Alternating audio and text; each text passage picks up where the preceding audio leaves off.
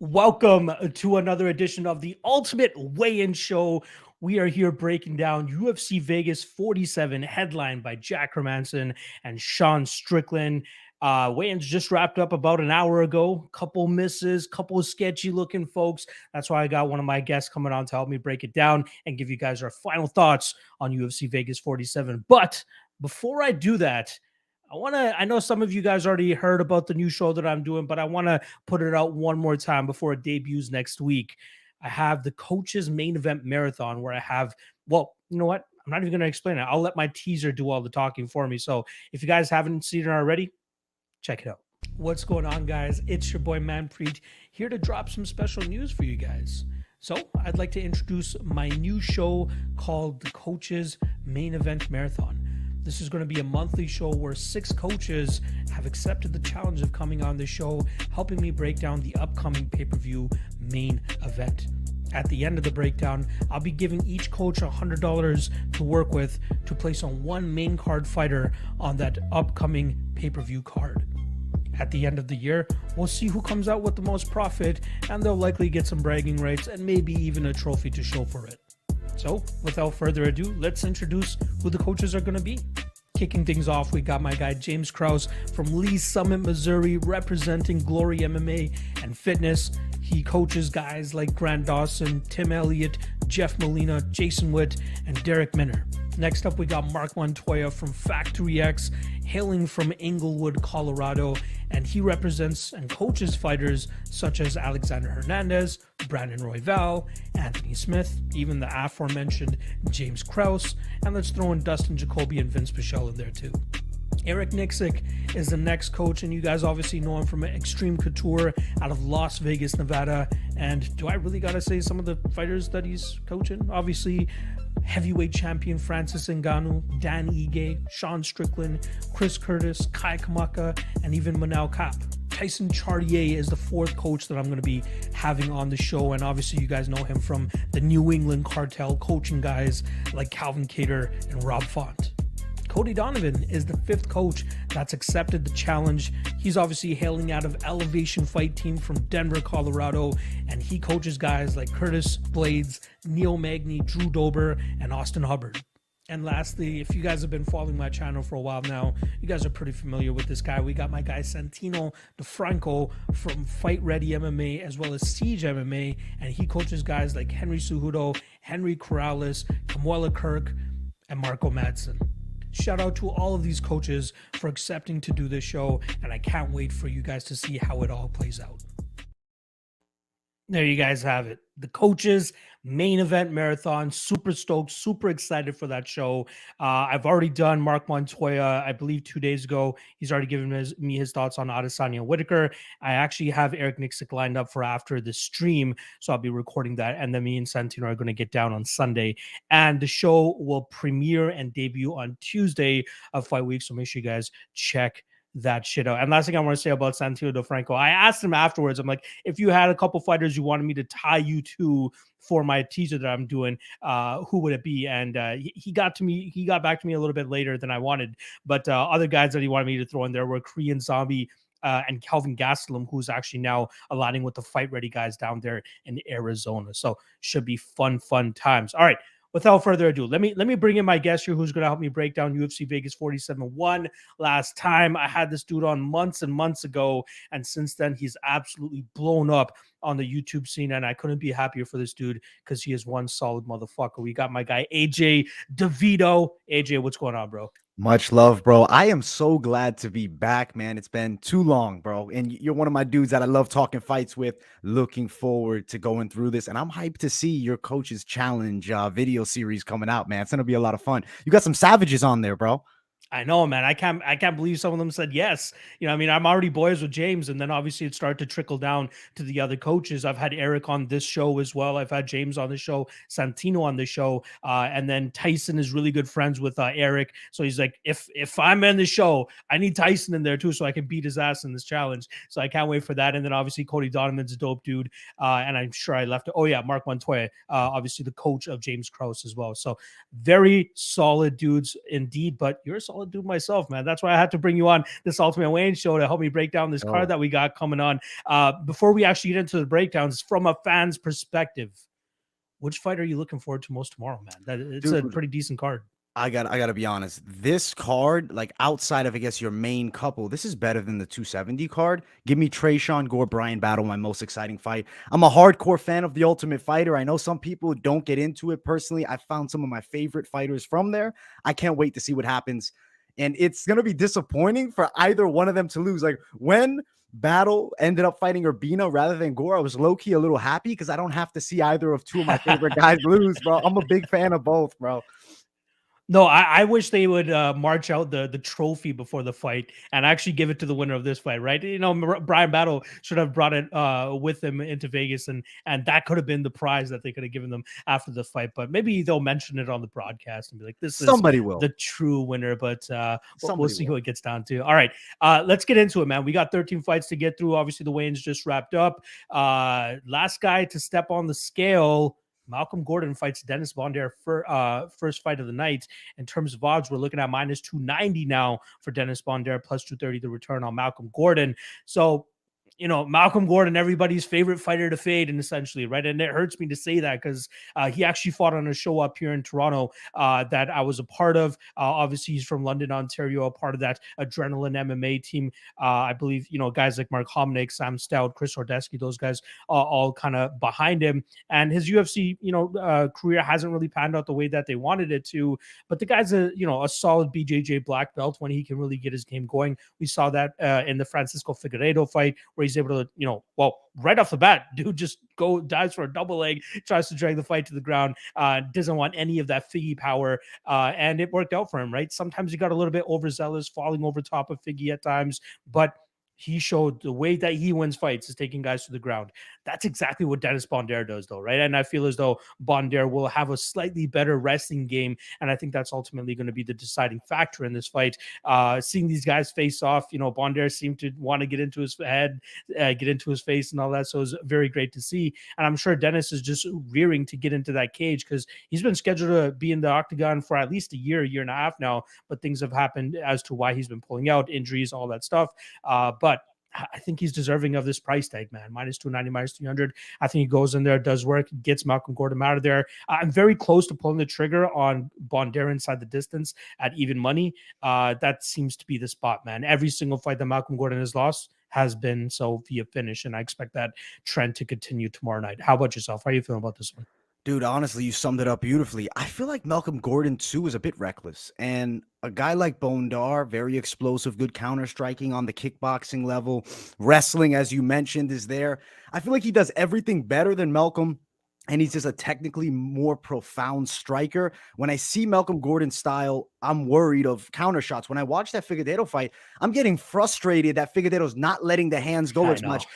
I don't know what happened to him there. I mean, he's not his brother. He doesn't have that same sniper where he hits you when you're going down. Malcolm Gordon's style, I see why he gets hurt. I feel like he's going to get stunned here. I'm thinking potential club and sub situation, and that's why I'm with you on inside the distance. I don't want to pick a prop between the two, and then you lose on it. I like inside distance. I'm right there with you.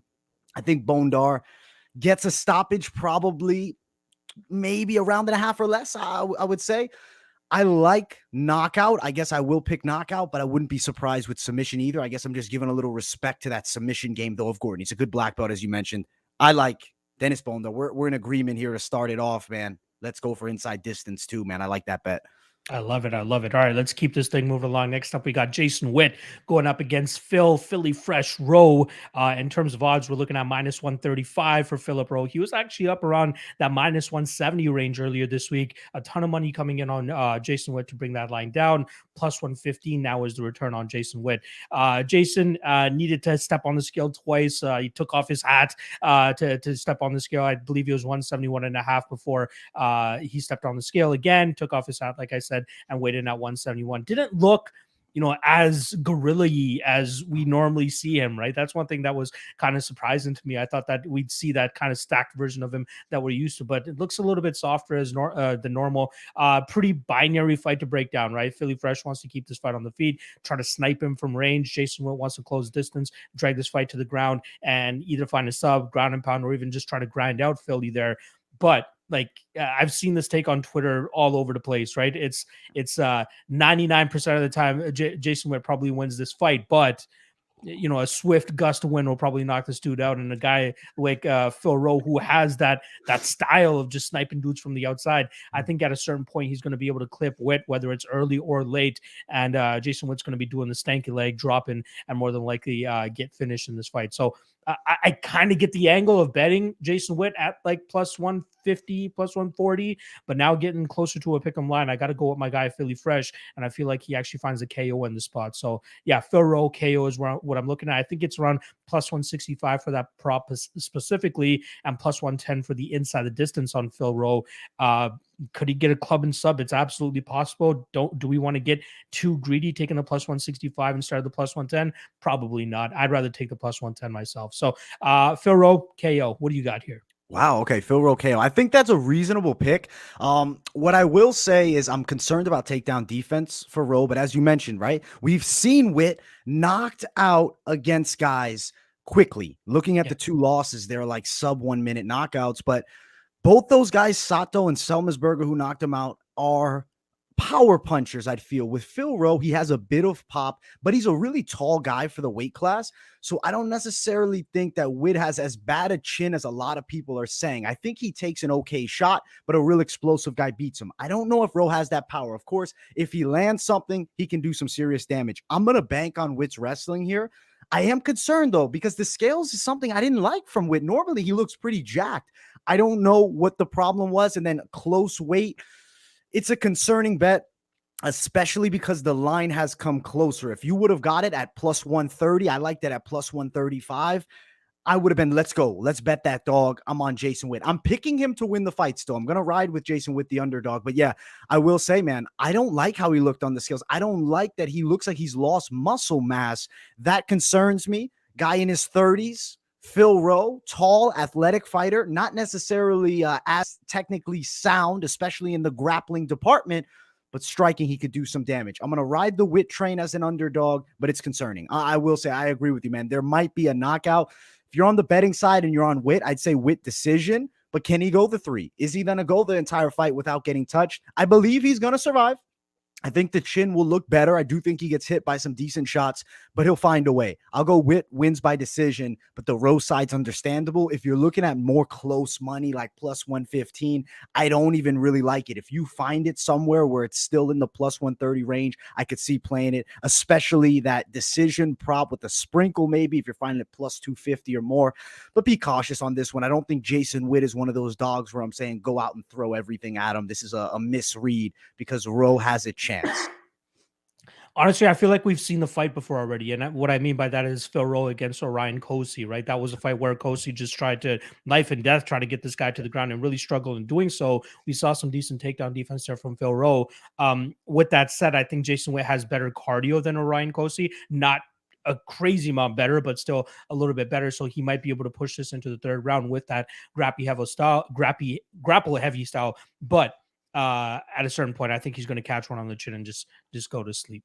Understandable, bro. The main thing that I like about Witt is he's like a better Orion Kose, I'd say, at this point. Yeah. If Rowe can pass this test, that's impressive. He has potential too. It's not by any means Witt. For me, isn't the lock of the night. Funny, my boy Mike Finch on the money line picked Jason Witt as his lock of the night. So he's a big believer on the Witt train. We'll see what happens on fight night. I'll go Witt. I'll disagree with you on this one here, but I will say understand your side completely in this fight. Love it. I love it. All right, let's move on to this 205-pound belt that we got up next between Danilo Marques and Dana White Contender Series salon Jailton Almeida. In terms of odds, we're looking at minus 435 now for Almeida and plus 330 the return on Danilo Marques. I'll actually let you kick this one off, brother. How do you feel about this one? This is such a weird one. Odds wise, this is crazy. I don't think Danilo Marques is being respected by the bookies at all. We've seen Jailton Almeida look good on the Contender Series, control with his grappling, has a pretty decent striking game as well. The jiu-jitsu, though, more so what he's known for. And I mean, has the wrestling of a high-level wrestler, not the same style as a guy who does freestyle wrestling, but good MMA wrestling. I do think he beats Danilo Marques here, but I'm concerned about these odds. If you're a betting man, you got to throw a ton of money at it to make anything back. It's not my play. And I don't know if maybe I'm crazy, but I'm thinking that Danilo Marques has the potential to go the full 3. I like decision win for Almeida here. I don't really understand why the inside the distance seems like that's the expected method of victory on all the lines. Like everything has that close money. I feel like Almeida will out wrestle him, control him against the cage. The best chance for Marques, I think, would be landing something or locking some type of submission up. But with the style of Almeida, and also he's so strong, he's jacked. He's a guy that I really think has some potential in this light heavyweight division. I think he's going to beat Danilo Marques. But man, it's not one that I'm saying, hey, let's go throw $2,000 at and let's make it just a few $100. I don't think that's what right. That's too dangerous, man. I'm not doing that. I like the Almeida side. I'm on it. I don't necessarily love picking these huge favorites because a lot of the times you see these guys end up choking after the Contender Series. But in this fight, I think Almeida has the tools to win. He should beat Marques. Things I like about Marques though is just he's a big dude. He's tall, 6'6". Shorter reach, though. Interesting. Shorter reach. But I do believe he has longer arms. One thing, and I don't know if you agree with this, I want to see arm reach. Why do we not have the actual arm reach? We only do it on the width. If a guy has really broad shoulders, yeah, he might have longer reach, but not necessarily a longer punch or a longer kick. So I don't know. I think that they should up the stats. I'd like to see a little more in-depth stats from the UFC. Why not? We're the biggest organization in the world. Let's give us everything we need to know about these guys. I'll go Almeida win decision here. I swear, like a year or so ago, they were talking about adding leg reach as well, right? That's something that they had discussed, going, I believe, from like the hip bone all the way down to the bottom of the heel. It would be nice to see those types of numbers. I'm not sure how they would impact capping or predicting a fight, but at least it would be something interesting to see. I'm actually going to be on the other side, man. I took a stab here at plus 310 on Danilo Marques for a unit myself. I got $200 on him here. I feel like the guy's been in the cage already, inside the UFC cage a couple times already. I feel that a lot of people are just giving him too much flack for that Kennedy Njokuani loss, right? The guy controlled him for 10 minutes, a solid 10 minutes. And although he didn't submit him or anything like that, he still controlled him. And how often do you really see a 205-pound guy backpack another dude for as long as he did, right?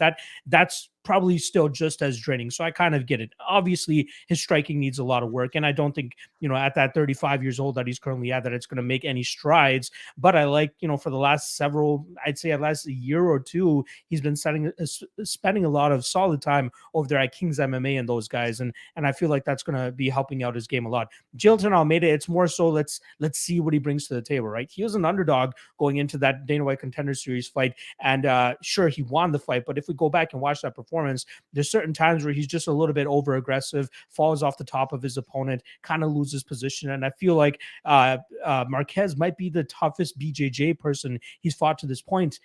If Almeida had better striking, like I'm not saying it's shit, but it's aggressive. He's more of a one shot kind of guy. Doesn't really throw in combinations or anything like that. Throws with a lot of power, of course, but more often than not, that's just to close the distance, try to drag the fight to the ground, and then from there try to do his work with his jiu-jitsu. But I don't think it's going to be as easy for him to really find that finish again against Danilo on the ground, which is why I like the overs here. The over 1.5 is not too bad of a look in my opinion. I think it's roughly around minus 140. I see this kind of being a stalemate on the ground. I could see Danilo kind of taking advantage of certain spots when Jailton gets a little bit too overzealous on certain things.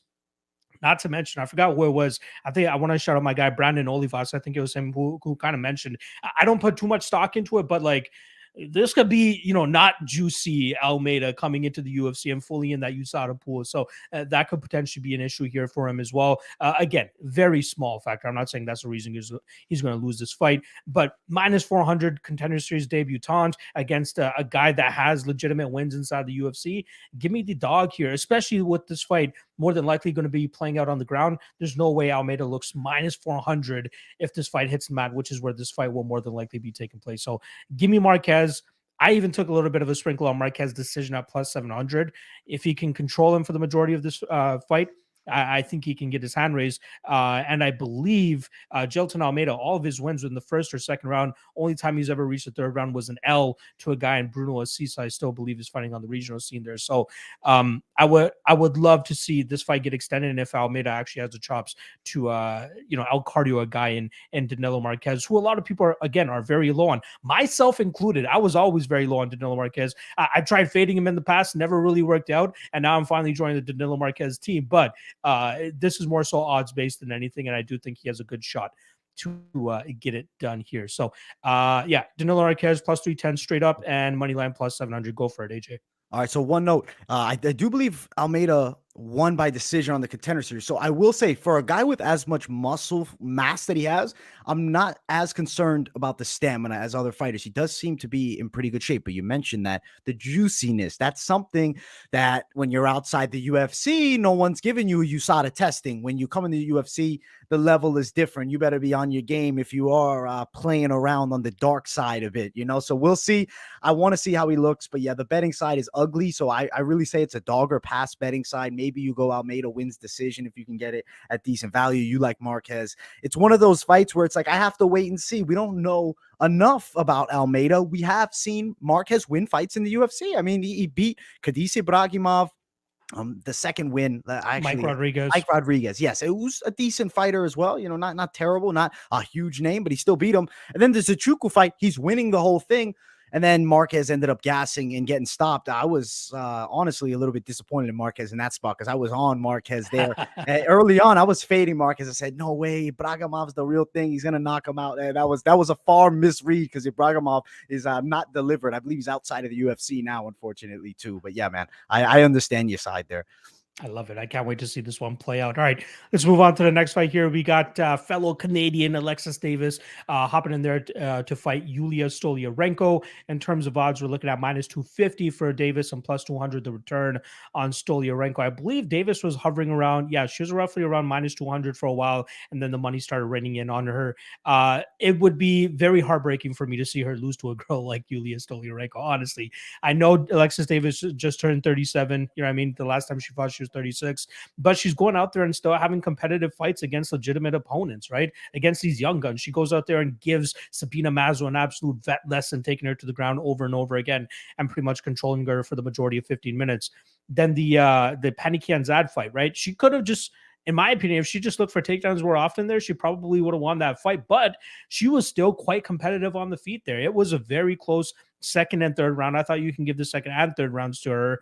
MMA Decision seems to agree with me as well. Very close fight. But yeah, it just goes to show that she's developing her striking game, something that we don't really see from somebody in their mid to late 30s. And I think she can showcase that here against Stoliarenko, who's just a little bit too overcommitting on certain shots on the feet. You see her kind of falling over her shots at times. She really loses balance a lot. She doesn't seem comfortable on the feet at all. I like to call her the Lithuanian Ronda Rousey because she has 7 wins via armbar out of her 9 total wins. So she likes to take it to the ground and try to wrap up that arm of her opponent and take it home with her. But I'd be surprised if a girl like Alexis Davis fell victim to something like that. So I like Davis here. I think she goes the full 15 minutes, pretty much just outpointing Stoliarenko. If anything that we can give to Stoli, if that's what I want to call her, she's durable. She can take a shot. If people remember that crazy war she had in Invicta where it was just absolutely bloody. I think the other chick's name was Lisa Versosa, if I'm not mistaken, but absolutely crazy fight, bloodbath like Joe Stevenson style type of fight there. But yeah, in terms of skills, she doesn't really bring much to the table other than jiu-jitsu, and I think that Davis has her covered there. How do you feel about this matchup between the bantamweights? I'll be honest, I do think the striking is more competitive here. I feel like Stoliarenko does have a superior Muay Thai game. She's pretty quick with her strikes, a little bit. So of course, there's inefficiencies that she does. But one thing about Alexis Davis, which is a continued issue for me, and I hate seeing it, it's also, I guess, a little bit of the boxing bias growing up as a boxing guy. Not a ton of head movement. The head gets stuck on the center line a lot. Stoliarenko doesn't have the best hands in the division. She's not lighting the fighters up, like a damn Valentina Shevchenko with her Muay Thai. But I do think she has a decent stand-up game. I'm so concerned about her getting on her back and just laying prey. Control. Alexis Davis, best method. Get this girl down, control her. The arm bar is concerning. I don't necessarily see Alexis Davis getting tapped out here. She's a girl that's not easy to finish. I mean, yeah, Ronda Rousey didn't even knock her out, or didn't submit her. She knocked her out in like 15 seconds, years back. It's funny, right? Because I feel like this is like the true OG Alexis Davis. She's been around forever at this point. 37, young prospect. I am on the plus money side. I'm going to go Stoliarenko. I think she could find a way to win a decision. It's not my favorite bet, but it's a good plus money dog. Women's MMA tends to be crazy stuff. Alexis Davis's boxing is a concern. I see her getting outstriked. It depends on how Stoliarenko's, not necessarily just takedown defense, it's her grappling resistance. If Stoliarenko is taken down, can find a way back up, or at least is making Alexis Davis uncomfortable from the bottom. I need her shooting up submission attempts. I need Stoliarenko maybe looking for that signature arm, but I don't believe she'll get it here. I feel like she could squeak out a split decision here. I think it's one of those close fights. It's going to be a real toss-up. Davis 37. I like striking edge Stoliarenko, wrestling edge Davis, jiu-jitsu edge Stoliarenko. So I will pick Stoliarenko here by just a smidge, but it's a close fight. Gritty veteran. It's good. I like the matchup. I'm excited to see it. It's a big test for Stoliarenko. Huge opportunity to fight an OG like Alexis. I gotta say, I feel like you're the only person I've ever heard picking Stoliarenko in this spot. So I'll be sure to bring my life raft tomorrow for you to throw on that island that you're going to be stranded on with Stoliarenko after she gets beat in this spot. But let's see how it goes, my man. We'll see how it goes. I respect the analysis there. All right. Let's move on to the next one here. Another Canadian stepping into the cage. We got my guy, Power Bar Marc-Andre Barriault, going up against Chidi Njokuani, who just came off the Contender Series himself with a big win over Mario Sosa. If I'm not mistaken, he was a slight underdog in that fight, and now he comes in once again as actually, it's even money now, which kind of surprised me. So, I'll let you kick this one off, and then I'll bring it back to myself. How do you feel about this one? Dude, I actually am very impressed by Marc-Andre Barriault's improvements. That Dolce Lambagula fight, he showed so much patience. Yeah. He keeps his guard up high. He's technical with the stand-up. Not necessarily a beast of a wrestler, but he can wrestle. He can fight. He can get on top. He can defend takedowns well. Biggest concerns here, length advantage far favors Chidi. I like the Muay Thai of Chidi Njokuani, and I do believe people forget he's got a jiu-jitsu black belt. He's actually pretty quality on the floor. I don't think he's throwing up flying triangles or anything like that, but he has a decent game. I feel like Chidi Njokuani is in a tough fight versus Barriault, but one of those tough fights that he'll come through and win a hard-fought decision. I expect a lot of striking exchanges. I feel like watch for the jab of Chidi Njokuani. Barriault actually works pretty good straight punches too, which is, refreshing to see. I see it as a real technical fight, true chess match style of battle. I think we're not going to see a barn burner slugfest here. We're going to see technical precision on display. May the best man win it. I'm on the Chidi Njokuani side. I've been following him for years, bro. Like back when he fought Andre Fiallo and knocked him out in 21 seconds. I was like, damn, this guy's the real deal. Took a couple losses in Bellator, but still high level experience nonetheless. And the guys he lost to were not bad. I mean, Carvalho, who's a lanky, tall kickboxer, and John Salter, who's got the tricky grappling game. I feel like in this fight, Chidi Njokuani edges it out. Hard-fought decision, win for him here, but I like Barriault a lot too, man. I think just the physical attributes and the range, technical Muay Thai is slightly leading the way with Chidi. So I'll go Njokuani, especially at plus money. I got him there right now. Obviously, you said the line came in even. Both guys looking good and ready on the scale. So it should be a damn fun fight. Yeah, Chidi's one of those Contender Series guys that actually comes in with legitimate experience, right? This isn't just a guy they picked up like Michael Morales off of like a gym promotion or something, right? I'm not sure if you saw some of that old tape of Michael Morales fighting in a cage where they got to like hold the cage together as these guys are fighting. But like Chidi's putting in his time, like you said, right? He fought on Bellator, fought against legitimate competition. My concern with him here is just his ability, or lack of ability, I should say, for ring generalship. And what I mean by that is just he always seems to be accepting of that back foot. And sure, he has the range to kind of keep his range and using that jab and all that. But more often than not, you see this guy get stuck up against the fence. And I think that's exactly what Marc-Andre Barriault exceeds at. Like, that's his game, man. He moves forward, tries to push you up against the cage, may not be looking for takedowns, but looking for control time, and then exiting out of the clinch, throwing combinations, and then getting back into the clinch. And even though we got a guy in we got a guy in Chidi Njokuani who's a Muay Thai practitioner, should be very good in the clinch exchanges. I find it difficult to see anything on tape that leads me to believe that he's going to give a guy like Barriault trouble, especially if Barriault's going to be in that close range with him. Yeah, I'd be surprised if Chidi gets that fight that he wants. And what I mean by that is get that kickboxing range, right? That's where you see him beating those guys like Kato and some of the other ones that he picks up is they're allowing him to just fight from that distance range. That's not Mark, man. Mark moves forward. He doesn't give you any space to breathe. He pushes you up against the cage and he just gives you hell over there. And even though he didn't really go for any takedowns against Lungi Mbula, he kept him behind that warning track and he kept him stationary. And that's what allowed him to get off the amount of strikes that he did and find the victory the way that he did as well. So, I do want to actually point out for anybody that is Prize Picks, promo code UFC 100. But if you guys do Prize Picks, they have Marc-Andre Barriault's over under for takedowns set at 0.5. I think that's absolutely nuts. I think he lands at least one takedown in this fight. Maybe not, pursuing it over and over again, but it's something that I feel like he'll at least land once in this spot. So hit that shit if you guys got that Prize Picks. But I got in on Barriault at minus 130, thinking that the line was going to go the opposite way. Because personally, like when I was watching the tape, I'm like, I don't know how, you watch the tape and you can come out on the Chidi side, but I can see if he does keep it at the range that he's going to be successful at, sure, he can win. Then I saw the line start to move against me. Like, oh shit, what did I miss? I should have waited and got in a little bit later. So I got in 2 units at minus 132, I believe the line was. And then the next day I hop onto Pinnacle. It's down to minus 105. So I re-up another unit on that minus 105 because I feel pretty strongly about Barriault on this spot. So love Barriault here. Think we see a classic Barriault performance. Maybe not a finish. I think he just grinds up on him on the cage for the majority of this fight and takes home a decision victory. All right, let's move on to this next one. Another Canadian stepping into the cage, the last Canadian of the four, I should say. We got Hakeem Dawodu going up against Mike Trizano. In terms of odds, we got minus 165 for Dawodu and plus 145 the return for Trizano. Close fight.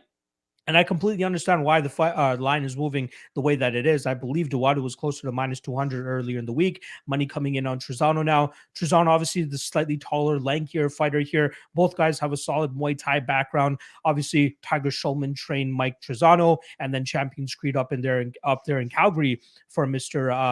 Hakeem Dawodu. This is really going to come down to significant strike numbers or just total strikes thrown. You know what I mean? I feel like it's going to play out similar to the Arce and Dawodu fight, where they're just throwing whoever seems like they're throwing more per round will likely get that round. I'd be surprised if we see a takedown attempt here. If we do, I think it will come from the Trizano side. Even though Hakeem got kind of dummied by Evloev the last time around, he put up a pretty good fight, man. He kept getting back to his feet. There's a reason Evloev secured 8 or 9 takedowns there because my guy Hakeem just kept getting up. And so I don't think that we'll see Trizano have much success if that's the route that he takes. So I expect this fight to be a Muay Thai battle pretty much from minute 1 to minute 15. Overs seem to be the spot. Fight goes to decision, I think, around his minus 190 right now. Don't mind that either. But I think we see a 50-minute kickboxing fight. And I think if you're betting either side, I think taking them by decision wouldn't be too bad of an idea. But I'm keeping my money off this fight. I'm going with the Canadian, not because of my Canadian bias, but I do think he'll be the meaner striker once they actually start throwing down, maybe some good leg kicks because of the reach disadvantage he's going to be at. But yeah, I think he'll look the more complete striker once these guys start throwing down. How do you feel about this one?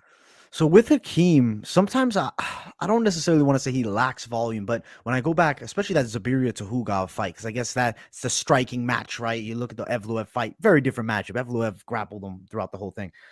Sometimes I feel like he'll be complacent with not throwing enough shots. He'll be a little bit lower end on the volume. And then you look at that third round, he's like, let's go to war, let's go. But I felt like the whole fight, he was kind of sitting back doing his thing. With Trizano, I expect pressure from the start. I think he's going to try to get a high volume pace out there. I feel like he's got a nice gas tank. Not that Hakeem doesn't. Both guys in incredible shape. Real prospect matchup here. I mean, both 30 years old. It's like turning point moment. I think it's pretty close. I could see this fight, especially at near close money, but Dawodu does have the better resume.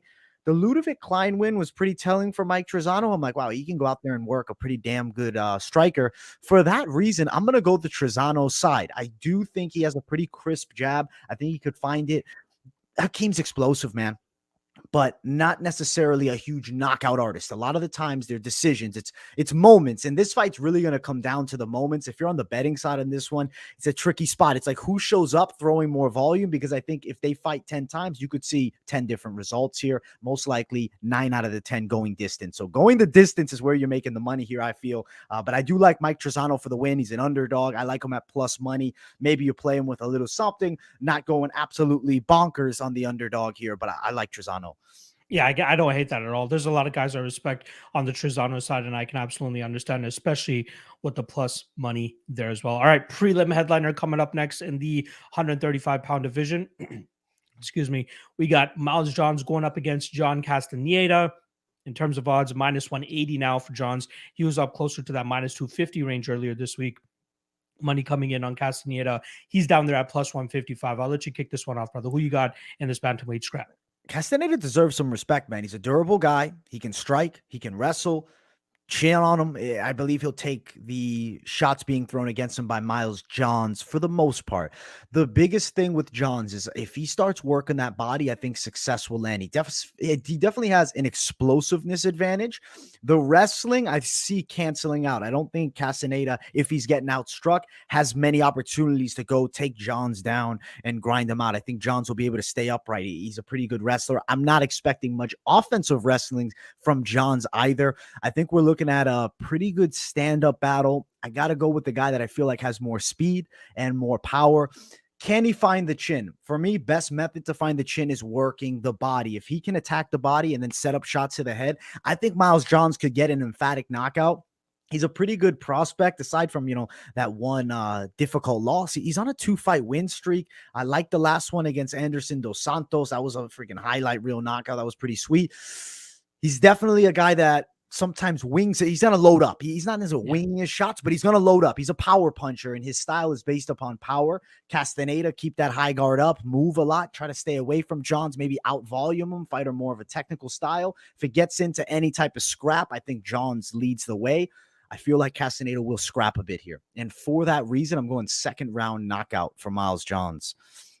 I like it. I'm on the Miles Johns side here as well. Interesting to note, if anybody likes the sunglasses conspiracy weigh-in, he's the guy that stepped on the scale this morning with the sunglasses on. So take from that what you may. But yeah, I agree with you, man. The more explosive, faster guy here. He is improving with his hands as well, which is something that I didn't really give him too much credit for over his last 2 fights. He came into the UFC as more of a grapple-heavy fighter, trying to take guys down and controlling them there, and that ultimately led to him kind of gassing out later in fights. Now that he's kind of really gotten that striking game ironed out, it allows him to use the striking first, and then if he needs the grappling, then he goes to the grappling, and I think that's what's going to happen in this fight. I feel like Castaneda is the slightly more technical striker here, throws in combinations, has some good kicks as well, and I think he could get the better of Johns in certain situations, but that ace in the back pocket for my guy here, Miles Johns, with the wrestling, I think that will kind of bail him out of bad positions and then kind of start swaying that round back to his way, especially with landing takedowns. I'm not sure how much control time he'll be able to get on top. Castaneda does a decent job of getting back to his feet, but optically speaking, it's always good to get a good takedown or two, and the judges will be like, oh, that guy landed a takedown, and he's having some good success in the striking. That'll more than likely secure the round for him as well. So yeah, I like Johns here. I could possibly see the knockout. Castaneda, I believe he's been finished by KO once several years ago. Hasn't looked too bad since then, but I think Johns is going to go the full 15 here and get him out of there. I did parlay him a little bit earlier in the week with Alexis Davis myself for plus 107. A little bit of a squarish play there, but I feel like it's a pretty decent spot for both people. I respect the plus 200 bets from people on Castaneda. I understand it, but I think that Johns gets it done. I will be fading Johns in the future. This is just not the fight nor the opponent. So I like Miles Johns in this spot. All right, that's a wrap on the prelims. Shout out to the 100 live viewers that we currently have. Make sure you guys smash that like, hit that subscribe, and show my guy AJ some love as well. I got his Twitter handle dropped in the description below. The guy's at like 200 followers. Let's get that shit up, man. My Twitter is lagging a bit. My YouTube is where that's the what bread I mean. and butter lies, bro. The YouTube, we're doing a thing. Twitter, I'm working on it, man. I'm trying to get like you on Twitter, Locke. I gotta post some more tweets, man. I'm trying to get you active, on Twitter. bro. That's it. That's the magic. That's That's the true. magic substance. Just be you, tweet whatever the Yeah. fuck you want, and people will start fucking with you. But yeah, his YouTube channel is absolutely exploding right now. So make sure you guys go check him out there as well. And yeah, appreciate him joining us for this card. All right, let's get into the main card here. Let's not waste any more time. We got Julian Erosa going up against the only guy to miss weight today. Steven Peterson comes in at a brisk 149. Asks if he can drop his shorts and get the box of shame, and hopefully that will get him underweight or something.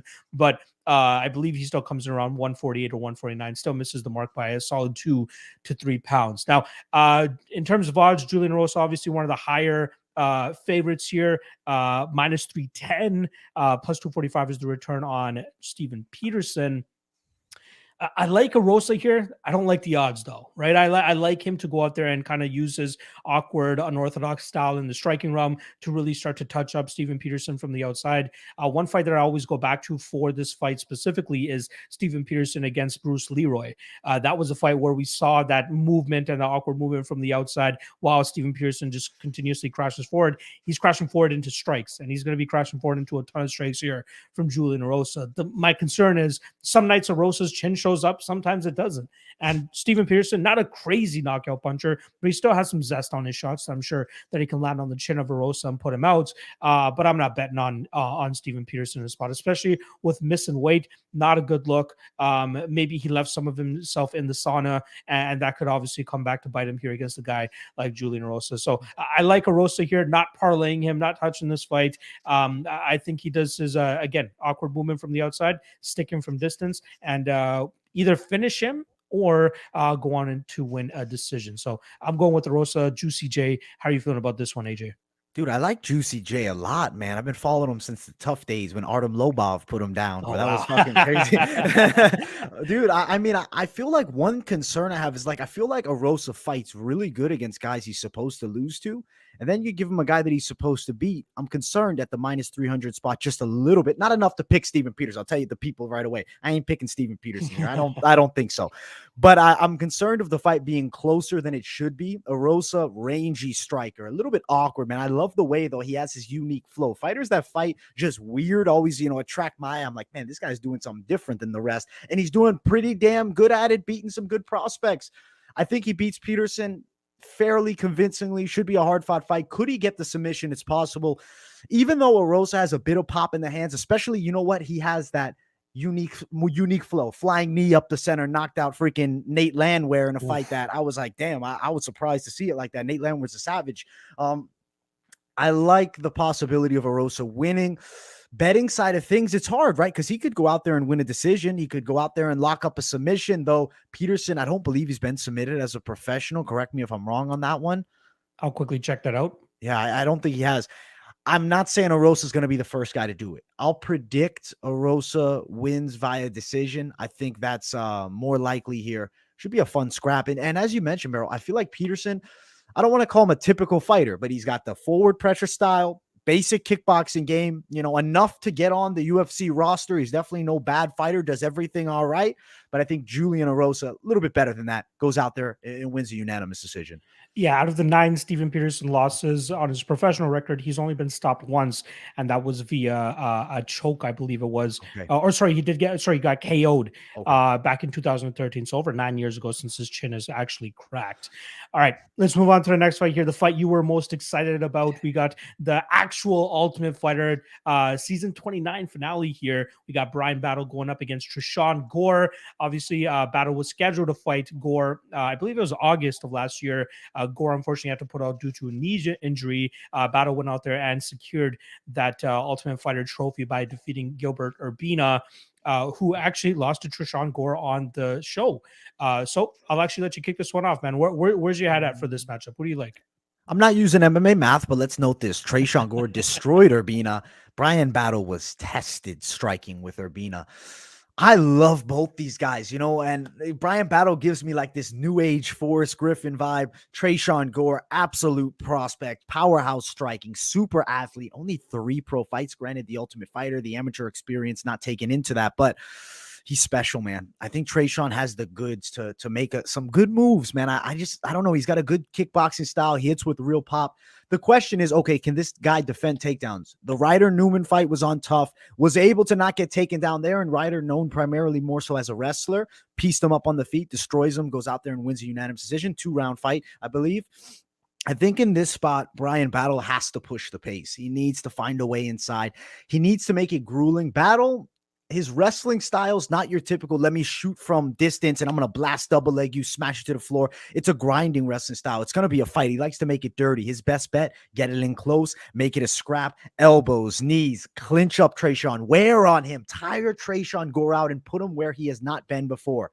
But I just think that the chin will be touched, even though Bryan Battle is battle tested. Not to make a little pun there, but facts, I was going to do facts. that. Damn it. He is battle tested, bro. But I think Tresean hits with a different level of pop. I see him stunning Bryan Battle, potentially getting the finish. But I also understand the Bryan Battle side for the win. Third round submission. Maybe you sprinkle like actually just playing the round betting side of things on Bryan Battle. And then if you like Tresean, maybe you go the knockout side. But then next thing you know, this fight's going distance. Personally, unless it's fun props or over-unders, I'm more so keeping my money in the pocket on this one, man, especially as a guy who wants the best for both. So whoever wins, God bless. Whoever loses, I'll be honest, I'll be a little heartbroken, man, because these guys are real prospects, great dudes. Both guys you got to check out. If you don't follow Tresean Gore, if you don't follow Bryan Battle, you should, man, because these are some great prospects from Tough that I see having long-term UFC careers, bright futures. I'll go Tresean, though, by TKO.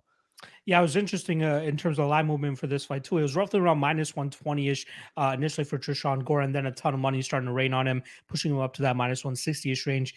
To be honest, I don't really understand the line movement, man. I'm on the battle side here at plus 145. I took a shot on him here. Sure, Gore is the more explosive, faster guy. I probably will have the faster hands of the two, but we've seen Battle, like you said, battle test. We've seen him take shots and still come back and start chugging forward. I'm not sure how much more there is to Gore's game, right? He's 3-0. Obviously, he started his amateur career actually way back in 2014, took some time off in between, but trained by the Lima brothers, Douglas and Diego, down there at American Top Team Georgia. But I think that his ground game is still there to be exploited. I'm not trusting a guy like Ryder Newman to try to show that to us, because he was giving Gore the fight that he wanted. He stayed at the range that Gore was comfortable in, and Gore was just lighting him up. Surprised that he didn't finish him there either. But if you go back and watch the LJ Jones fight, that's one that's specifically that kind of has forced my hand here on the battle side. Is once we saw Gore on his back, didn't really have much to offer, and that was a big concern, especially with the guy in battle he's a big dude, man. He's a big dude for this weight class, and I think that size could absolutely come to play here, kind of keeping Gore down and just roughing him up there. And I think eventually we'll see Battle get him out of there, either with a TKO or a submission of some sort. There's obviously that path to victory for Gore to knock him out early here. Again, like I said, he'll likely have the better striking, but I think that Battle will be able to endure that, drag this into his range, and then eventually start really grinding on Gore and then getting him out of there. For me personally, I wouldn't mind losing the bet on Battle if it was a quick knockout for Gore, so that we could potentially get a better line on fading Gore in the next fight, right? That I always like to think of 1 or 2 steps ahead. So even though I have a bet on Battle here at 1 unit, I don't mind if he gets starched in the first minute here, because we'll likely get a better line on his next opponent. But if he survives that first barrage that will likely be coming his way, I think Battle is going to just put him through the ringer and get the dub on the other side. So I'm going to be on the Battle side here, and we don't have to worry about him bringing the trophy because it's going to stay at his house anyway. The defense, bro. This is the first ever Ultimate Fighter title defense here, because this is the guy from the same season. If you fight a guy from your season and you won the show, that's a defense of who's really the top guy, in my opinion, bro. There we go. One-time defending Tough 29 champion, Bryan Battle. Let's fucking go. All right. Let's move this on to the next fight. We got Sam Alvey taking on short notice Brendan Allen. They're actually pushed up to light heavyweight now. Sam Alvey is supposed to fight Phil Hawes. Phil Hawes pulls out. Brendan Allen steps in on less than a week's notice. Minus 435 is the line currently on Brendan Allen, plus 330 the return on Sam Alvey. I already put my podcast out before the fight got pulled, and I had Alvey knocking out Phil Hawes. That was kind of my pick for that one. But I get it.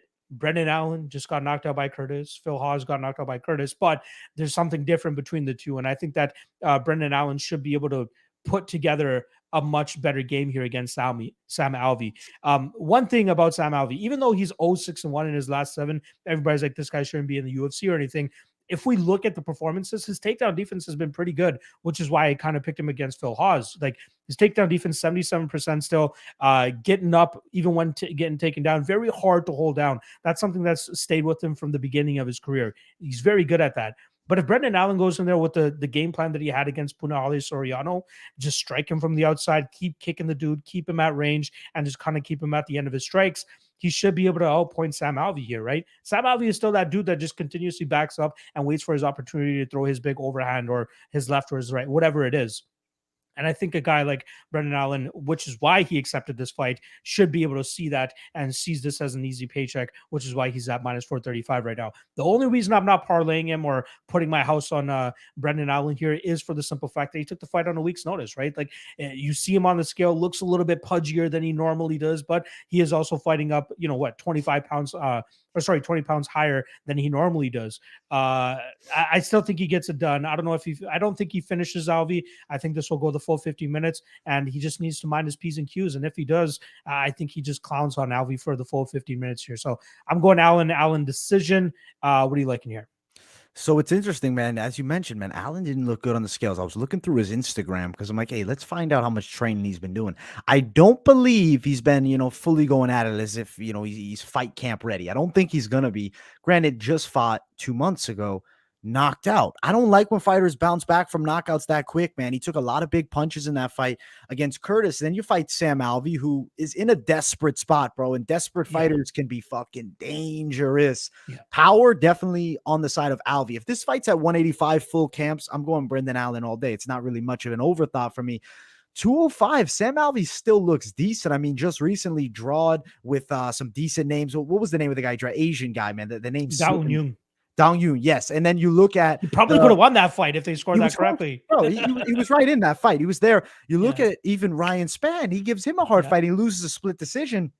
At 205, Sam Alvey does his best work. He didn't have the weight cut this week, though his body, more so adjusting for that 185. So it's going to be interesting to see.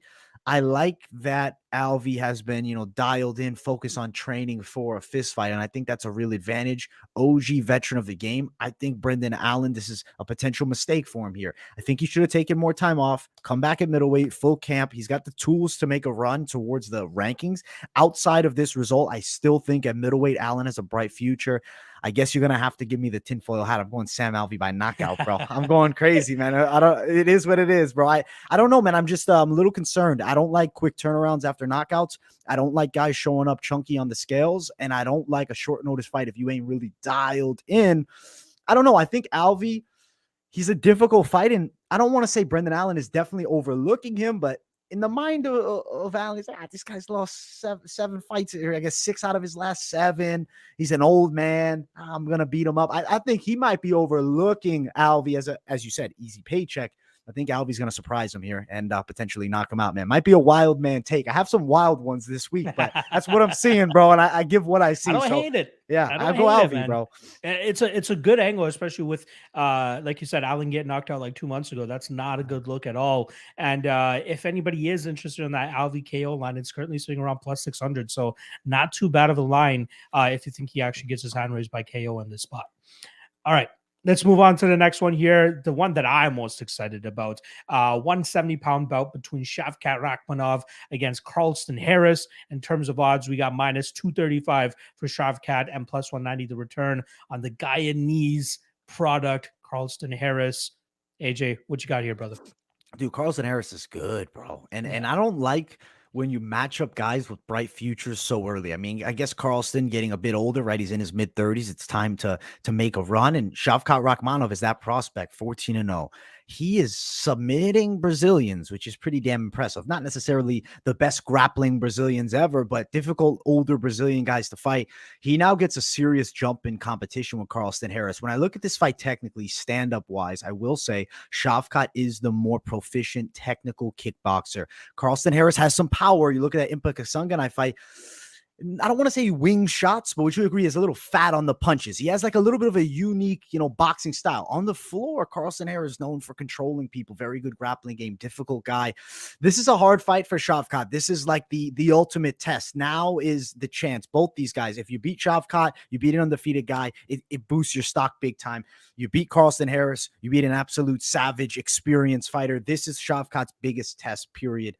I'll be honest, I think he passes with flying colors here. I wish the odds were closer because I think Harris deserves more respect, but the lines aren't terrible. Currently sitting around minus 210. I'd like to see it at minus 170, minus 150. I'd be more all over the line, but I still like it at minus 210. I think Shavkat finds the win. Picking method of victory, you really get into a tricky situation. I could see Shavkat stunning Carlston and then looking for a submission, but Harris known for a good submission game. If he doesn't get stunned, I don't see him getting submitted here. I'll go Shavkat for the win. I'm going to jump on the potential club and sub side. TKO potentially too. It's one of those fights, man. I think inside the distance would be your play if you're looking to prop things up. Carlson Harris, though, ultimate test for him. Great fight. I'm going Shavkat for the win, though. I like it. I like that too, man. I like Shavkat on the spot, but I absolutely agree with you in the fact that the line is just a little bit too wide here. Shavkat obviously doing something that somebody's never done in the past, which is finish Michel Prazeres last time around. So big win for him there, albeit Prazeres did test for all the juice that night, and I believe he got cut and ultimately had it a 4-year suspension, which is pretty much, especially at 39 years old, done. Peace out, MMA. White flag it, bro. Exactly. But yeah, you're right about the striking here, man. Shavkat is a crisper striker in this spot, and we've seen it numerous times on regional tape, and even in the Christian Aguilera fight for Carlson Harris. The guy gets clipped, the guy gets hit, he overshoots on his punches a lot, like you're saying, kind of falls over himself at times, and that's not a good look, especially against a more crisper striker here in Shavkat. I want to see these guys tussle, though. I want to see them, get in the clinch. I want to see who gets the better of that, who gets the better of the ground exchanges.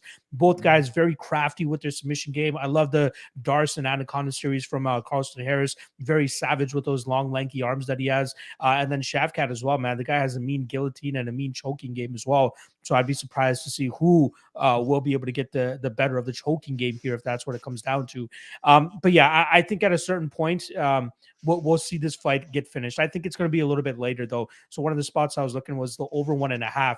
But I just feel like, man, it's a tough task, especially when you have guys like these that throw with so much heat in Carlston, and then obviously Shavkat, who's so proficient at finishing guys, all 14 victories via finish. And I think that trend continues here. I think that he eventually clips Carlston, whether it's in the second or third round, and then I think he eventually puts him away. So yeah, I'm going to be on the Shavkat side here. No bet again, like the line is a little bit too wide, but I do think he gets the dub here. What do you got to add?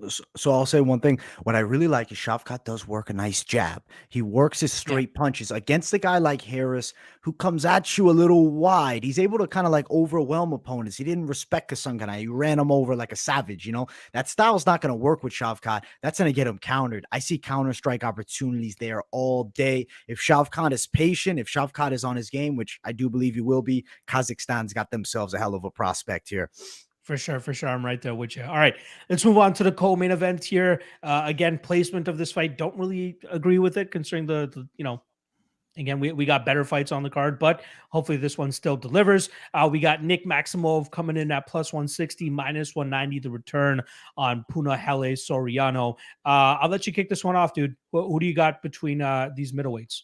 This fight's weird for me, man. This is odd because Punahele Soriano is a powerhouse striker. Does have some serious pop, good pressure. I liked his boxing skill set. Has a wrestling background too. And Maximov's game is gonna be more so pure grappling. That's kind of his only method to win. Is stand up. You look at that Brundridge fight, kind of like an awkward lean forward style. Looked iffy on the feet. I don't love his shots from distance.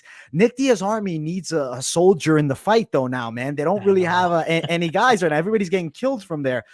His jiu-jitsu's good, though. And it's going to be fun to see Soriano in a fight in the UFC against a guy who is primarily looking to get the fight to the ground. Most guys are down to send. Even Brendan Allen was able to go out there and outstrike him. I think Soriano is still a pretty good prospect. It's one of those fights where there's definitely upside. Like if you're on the Soriano side, I could see the KO, but we don't really know. Can Maximov not take a shot? He seems pretty tough. I mean, Nick Diaz himself, known for being durable. Same with Nate. These guys are savages, granted. Then you see his one buddy, what is it? Martin. Chris Avila? The other guy who got knocked out in 10 seconds by what was his? Oh, Martin Sano. Sano got knocked out bad, one shot. But Summelsberger, yeah. I think that the team needs somebody, man. And I think Maximov is that guy. He competes over at Submission Underground, man. I like guys with a competitive jiu-jitsu game who can wrestle a bit. Even though Maximov is not like a, NCAA champion wrestler, did collegiately wrestle. I believe it was, at the community college level, which is still something. And then he's really like worked on proficient Brazilian jiu-jitsu. So I expect Soriano to be a little bit stifled in the striking because of the threat of, hey, if I get this fight on the ground, this guy's tricky to deal with. It could be a little bit of danger. Granted, Soriano trains at Extreme Couture. He looked fantastic. I've been close on this fight, but I have to go where the heart tells me. I'm going Nick Maximov upset. I'm joining the Maximov side here, man. I think he could pull it off. I could also see Soriano starching him in a round. Betting side, I like the side of Maximov. I will pick him. Looking at the prop, maybe you go submission with the sprinkle. There's always a chance, but it's not like Soriano is a guy where you look at him and he has like all these fights that he's getting beat up, and he's got one loss as a professional, and it was against Brendan Allen, who's a pretty good fighter, and I can't hate on that. I'll go Maximov, though. I think the wrestling threat could be a problem, but I don't expect him to successfully take Soriano down in your typical fashion. It's going to be shooting, clinching, working against the cage and trying to turn his opponent over and get the back. That's his best method. I'll lean the Maximov side as a dog, man. I'm going fucking dog hunting this week. I don't know what the hell's going on. I don't hate it, man. I really don't hate it. For me, my guy, John Stargarian last night put it perfectly when we are doing the prop show. For me, this is a fight that I kind of just want to sit back and see what we're getting with both guys. Because with Soriano, we kind of know what his game is, right? He likes to move forward, likes to throw big winging shots, and more often than not, he finds that shin and puts his guys out. But like the last time we saw him in the cage was against a guy like Brendan Allen, where Brendan Allen was kind of just able to touch him up from the outside and kind of just stay away from the big power.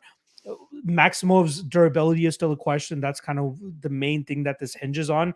And even with his ability to get this fight to the ground, I think he's going to struggle, as you touched upon. Soriano has a bit of a wrestling background, so maybe that's going to come into play here and keep this fight upright. But then from there, like if Soriano doesn't land the big shots, does he still have the juice to go out there and keep throwing those big shots and win this fight optically? Because Nick Maximov is going to be shooting more often than not. And that could look good to the judges because he's the one kind of pushing the fight and kind of pushing him against the cage and trying to get these takedowns. But when they are separated, I do think that we'll see Soriano land those shots and probably get that optic back in the judges' eyes and ultimately go on to win a decision. The only reason I just have no idea how it's going to play out is because we just don't know enough about Maximov. All the regional tape you see, you know what he's going to do. Go for a takedown immediately, look for a choke, look for a submission, ground and pound, whatever the hell it is. But how does it look when he struggles with takedowns? Right. We didn't really get to see it in the Cody Brundage fight, right? Because he ultimately starts getting the takedowns or reversals and starts really holding on to Brundage. But Soriano is a step up. So we got to find out how much Maximov actually has to bring to the table. And in terms of the relation to like the Diaz brothers and stuff, it's weird how he's kind of picked up on their mannerisms as well. Yes. Like even when he flexes and shit, like he doesn't really pick a flex or anything. Like he does like the whole weird mouth thing. Like it's hilarious to fucking see. It's like they breed him with jiu-jitsu and then they ultimately turn into a Diaz brother. It's so funny how that works, man. And that's a good note though on Brundage. Brundage doesn't offer you much on the feet. He's not a quality striker, but he did wrestle at a higher level than Soriano. And I mean, shit, Maximov found a way to get Brundage on the ground. He has to go through the storm of the stand-up of Soriano. If he can survive without getting put unconscious, I think he's got a chance here, but definitely a difficult fight. It's like, as you said, bro, you can look at all the tape you want in this fight. We haven't seen Maximov in a position where he's fighting a striker and can't land the takedown. We're going to find out on fight night. Co-main event, baby. Absolutely. I can't wait to see how that one turns out. All right. Main event we got coming up next. Shout out to the 135 live viewers that we currently have. Make sure you guys hit that like and subscribe. Give my guy Danny Danny. Why do I call you Danny? What the fuck? AJ. Danny Devito, bro. Danny, what the fuck? Shout out my guy AJ. Give him a follow on Twitter. Link is in the description below. Then obviously go over to his channel, MMA Experts, and give him a follow and subscribe over there as well. All right. Main event time, AJ. We got Jack Hermansson coming in at plus 180, minus 220 on the Savage Sean Strickland. I know his nickname's not the Savage, but after the image that he's starting to put out there of himself, you got to call this guy a fucking savage, right? Used to be called Tarzan. He's even kind of saying, why do they keep calling me Tarzan? I don't want none of that shit anymore. I know I had the long hair back in the day. I looked like I was from the jungle and shit, but fuck that. This guy is a savage now. So Sean Strickland, since moving up to 185 pounds, has been flawless, man. Going out there, getting victories over guys like Jack Marshman, Krzysztof Jotko, and then obviously last time around we saw him beat Uriah Hall in a 5-round main event slot, where he was able to land over, I believe, 170 or 180 significant strikes over 5 rounds. Jack Hermansson on the flip side, I believe he's coming off that victory over Edmund Shabazian, where he was able to kind of weather that early storm in that first round and then really start to take over in the second and third rounds. But those are really, that's pretty much how Edmund Shabazian fights go now, especially if he's not able to get his opponent out of there quickly. It's the same story over and over again. If Jack wants to go out there and fight a striking battle against a better striker, he's more than likely going to get outstruck. We saw it in the Marvin Vettori fight. We saw it, like I said, in that early parts of the Edmund Shabazian fight. And then even in the Jared Cannonier fight, gets starched after he's not able to assert his top control in that fight. Here against Sean Strickland, there is a little bit of a question mark regarding his grappling at 185 pounds. The last time he fought anybody with a grapple-heavy game plan was actually Brendan Allen, but Brendan Allen didn't assert any type of grappling there. He thought he could stand with Strickland and ended up paying for it. I wish we got to see at least a takedown or two. We got none. So you'd have to go back even further. You go back to the Court McGee fight at 170 pounds, where Sean Strickland stuffs 11 takedown attempts, doesn't give up one of them, stays on his feet, and then ultimately butchers Court McGee on the feet as well. He even fought Kamaru Usman before Usman got the title. I believe Usman went 2 of 7 or 2 of 8 on takedowns that night, and Strickland, again, did a really good job getting back to his feet, keeping the fight in the striking realm. The Kamaru Usman still comes out with the dub. So I do think Hermansson will land a couple takedowns in this fight, but I'm just not certain he'll be able to actually control him for the majority of a round. I think this fight actually goes very similar to the Marvin Vettori fight, where we'll see this fight, Jack sometimes go for the takedown, but then start to resort to just striking. And then in the striking range, I feel like Strickland will just absolutely piece this guy up just with volume and output, moving forward, throwing the strikes, kind of goading him on like he did with Jack Marshman. I'm sure he's going to be calling out Jack here as well. But, yeah, I like this spot for Strickland. I think people might be overlooking Strickland a little bit too much just because of the grappling narrative, right? That we haven't seen him test in the grappling realm. But from everything we've seen thus far, he checks all the boxes for me. I don't think a guy in Jack Hermansson, who decent wrestler, questionable top control, I don't think that's going to be too much for a black belt in Sean Strickland to deal with here. I like Strickland. He's actually my lock of the night play, honestly. I went in at minus 207, and I think that he's going to go out there, maybe finish Hermansson late, but I can see him go on to win a 25-minute battle here, throwing upwards of 150 significant strikes and landing the majority of them as well. So give me Strickland by decision. How are you seeing this one? Yeah, man, I think you're right, bro. Strickland, he's a savage, bro. This is the new nickname. Take that Tarzan nickname out, bro. It doesn't even make sense anymore, man. Sean Strickland, though, I mean, he's been in the UFC for so long. I remember like seeing him, hearing about him early on in his career, but like never really, built that momentum. Moves to middleweight, and it's like, who is this savage? This guy is on a roll now. I think he's found his groove, man. I think he's making a run in 2022. Circumstances are going to potentially lead him into a title shot with this win. You look at Derek Brunson, Jared Cannonier. If Brunson goes out there, grinds out Cannonier, are we doing Brunson Adesanya too? Assuming Robert Whittaker doesn't shock the world, next week, which is might happen. Breakdown coming on Sunday for that one for probably both of us, man. Oh yeah. I just feel like, yeah, bro, it's like it's hard to pick against Strickland. The volume's crazy. He's in great shape. I will say he's not necessarily like the heaviest puncher. He has a bit of pop, but it's volume, it's pressure, and he doesn't care if you hit him. I mean, it's going to take a guy with some serious power or, someone with some serious precision to stun Sean Strickland and make him like, hey, let me back off this dude. I don't see it happening with Jack. Jack Hermansson's too basic with the stand-up. He'll throw the high guard up and then punches will still land. I didn't like the look against Edmund Shabazian. He took some damage in that fight, and Shabazian is a guy that, the method to beat him, get him to the floor. I think that Sean Strickland fends off majority of the takedowns. Also, like something to note is that Greco-Roman style of wrestling for Jack Hermansson. I think against Sean Strickland, that's pretty disadvantageous because you got to get inside on this guy, and he's pushing you forward. I don't see Sean Strickland taking many backward steps. I see that Philly shell, slickster style, working all night long, high volume, good boxing. I would like a TKO. I want a TKO. I'm picking towards the TKO because as a fan of Sean Strickland for his career, you TKO Jack Hermansson, you're in the title picture. That's a huge win if you stop this guy. Jack Hermansson, I mean, yeah, he has some stoppage losses in the past, Jared Cannonier, Thiago Santos, but as of late, durable fighter, taking damage, able to go long. I'm thinking there's potential for a later stoppage, but I could also see this fight going the full 5. Either way, we both are on the same man winning. Jack Hermansson for the victory, and he should look pretty damn impressive. Yeah, we got number 6 Jack Hermansson and number 7 Sean Strickland. So this, if anything, will allow Strickland to maybe crack that top 5. Solid win here as well. I do want to get you a quick question on this because I got a little bit torched on the live stream last night when I said this. Sean Strickland and Vettori, who do you think is the better fighter?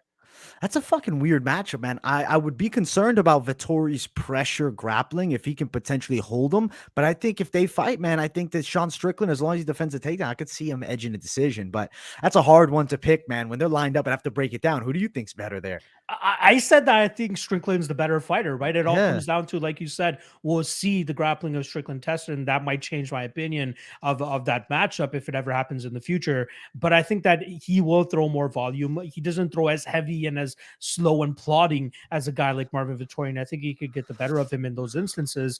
But again, a big part of that question mark is going to be, Vettori, when he's in those types of matchups, he just drags these motherfuckers to the ground and holds them down. Let's see what Strickland looks like now that he's going to be fighting a guy that will more than likely grapple him. And I'm not sure if you caught it during the weigh-ins here, the stare downs, but Strickland's like, you want me to pull guard? Is that what you want me to do?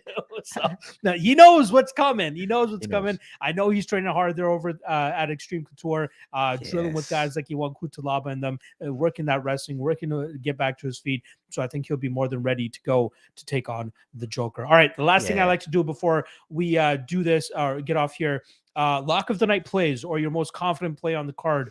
I'll obviously give mine out. I just gave it. It was Sean Strickland. I have 4.5 units on him at -207. Still don't mind him at that -220 line. I've seen some people saying, Jack at +200 is not too bad of a bet. I get it. I get the angle. The line could be wide to certain people. Not to me, though. I think Sean Strickland wins this fight pretty easily. How do you feel about this one?